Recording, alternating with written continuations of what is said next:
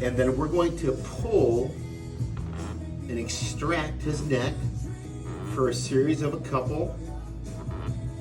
We're going to pull, relax, warming up the muscles, tendons, and ligaments.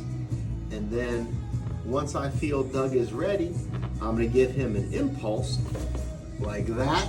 How'd that feel, Doug? Well, it feels like it opens up your lower vertebrae down there in the neck, and it's been compressed for a while. Absolutely. Yeah. So Doug didn't get this a couple times, and he said, Doc, go ahead and do that again because it feels really good.